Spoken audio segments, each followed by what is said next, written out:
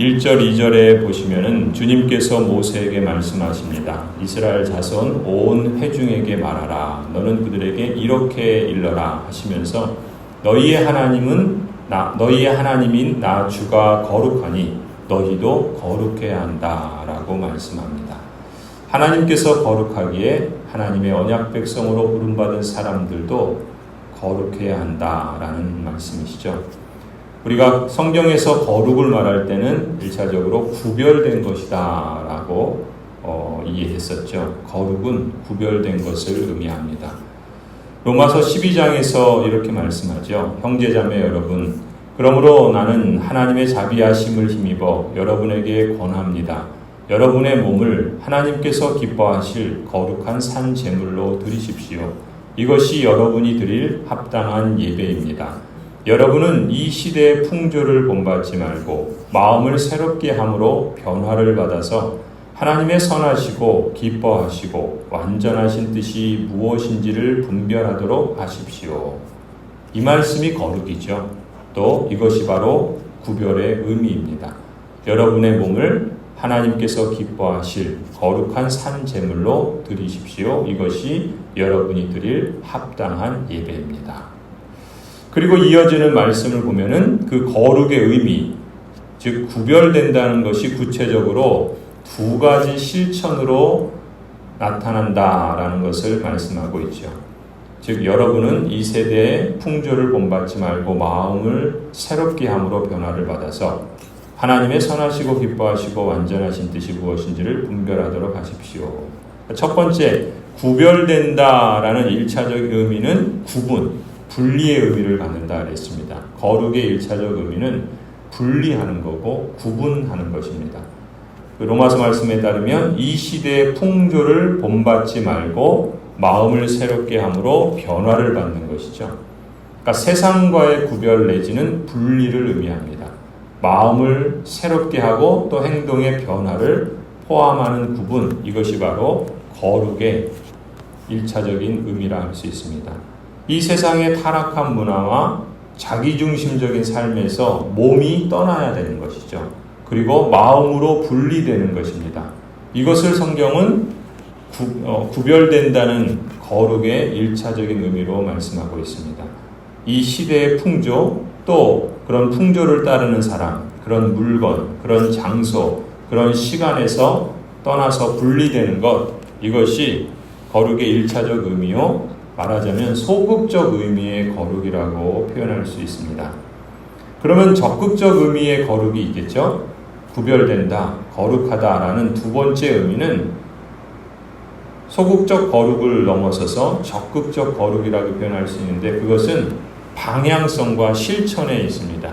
왜 구별되어야 되는가? 무엇을 위해서 구별되어야 되는가? 여기 이것과 관련되어 있는 것이죠. 그래서 로마서 12장 말씀에 보면 하나님의 선한 뜻, 하나님이 기뻐하시는 뜻, 하나님의 온전하신 뜻을 적극적으로 찾고 추구하는 삶을 향해 부단히 나아가는 것, 이것이 이 세상 사람과 구별된 거룩의 방향성이라고 말할 수 있습니다.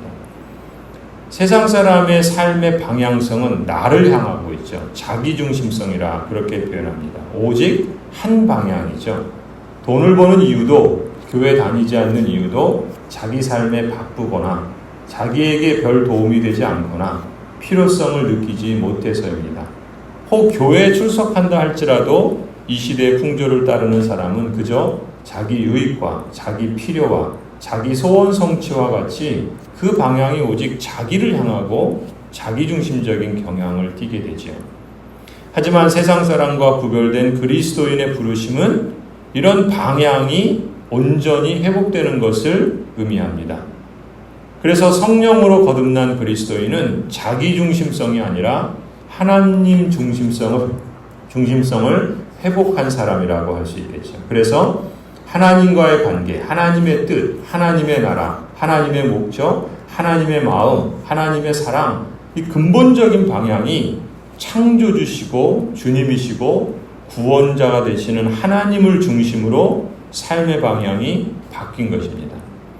하나님을 내 삶의 중심된 자리에 모시고 하나님의 뜻과 하나님의 나라를 추구하기에 비로소 자기 자신의 가치도 제대로 볼 수 있는 그런 안목도 힘도 회복하는 것이고요.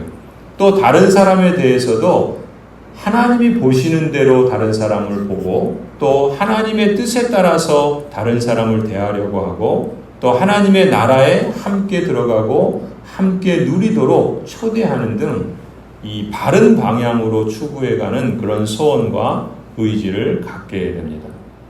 이처럼 성령으로 거듭난 그리스도인, 즉 참된 믿음을 소유한 사람은 하나님의 말씀을 삶과 행위의 표준으로 받아들이는 사람이죠. 자기 자신의 정체성과 사명을 하나님 사랑과 이웃 사랑이라는 이 사랑의 이중계명을 추구하는 삶 속에서 제대로 발견하고 그것을 실천하는 의지와 열정으로 표현된다 볼 수 있습니다. 오늘 본문 레위기 19장도 그런 점에서 보면 이런 거룩한 삶이 구체적으로 어떻게 드러나는가라는 것을 말씀합니다. 그래서 우리가 이 19장 본문을 읽은 것처럼 거기서 주목할 점은 무엇이겠습니까? 거룩은 예배를 드리고 말씀을 보고 기도하고 교제하고 섬기고 전도하는 것과 같은 종교 생활에 충실한 것을 포함하죠.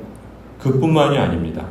일상생활에서 구체적인 삶과 행실로 거룩은 드러나기 마련이라 이렇게 지금 오늘 본문은 말씀하고 있는 것이죠.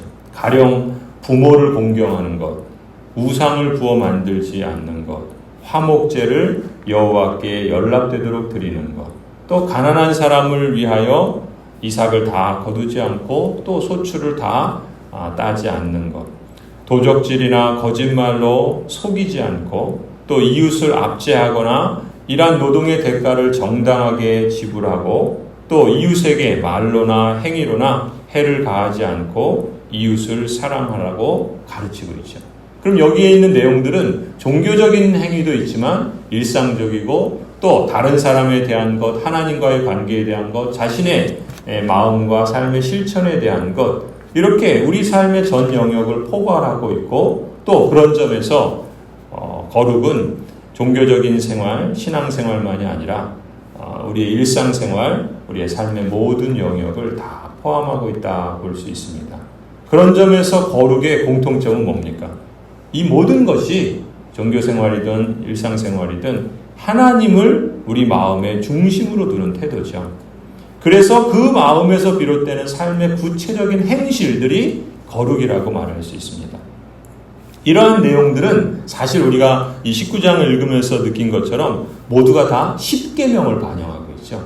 이 10계명을 풀어서 말씀하고 있고 그걸 10계명을 다양하게 적용하고 있는 것을 볼 수가 있어요. 그러니까 거룩한 마음과 그 행실을 안내하는 삶의 표준이 바로 10계명이다라고 말할 수 있는 것이죠. 우리가 고백하는 제네바 교리문답 131문에서도 그렇게 가르치죠. 하나님께서 우리를 다스리시고 통치하실 목적으로 우리에게 주신 삶의 규정, 그것이 바로 10계명이요 하나님의 율법이다 이렇게 가르치잖아요. 그리고 134문, 135문에서는 그 10계명의 첫째 돌판에 새겨진 제1계명에서 4계명까지의 핵심은 하나님을 올바로 예배하고 하나님께 올바로 영광 돌리는 방법에 대해서 말씀하고 있죠.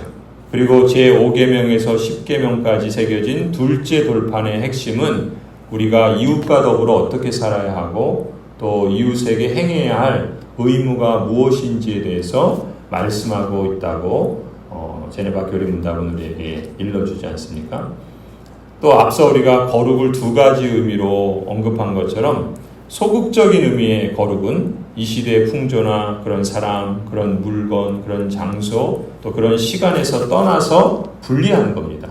가까이 하지 않는 게 사실은 제일 좋죠. 또 부득이하게 가까이 하게 된다면 거기에 물들지 않도록 자기를 지키는 것이 중요합니다. 이것이 소극적 의미의 거룩을 실천하는 것이죠.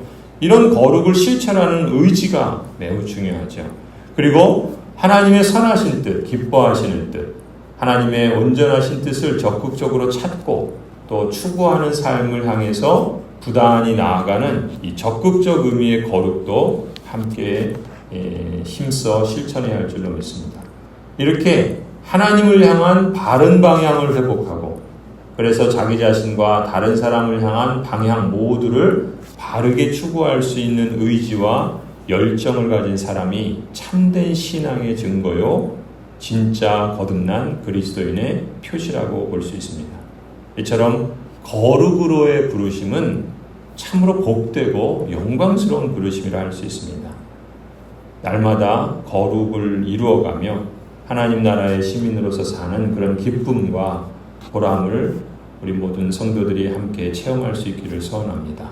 하나님의 그 거룩하심을 우리의 삶의 종교적인 생활뿐만 아니라 일상적인 생활에서 그 거룩하심을 닮아가는 것을 우리가 조금 더 실감하고 점점 더 감사로 열매 맺는 그러한 삶이 날로 더욱 풍성하고 충만하게 되기를 간절히 축원합니다.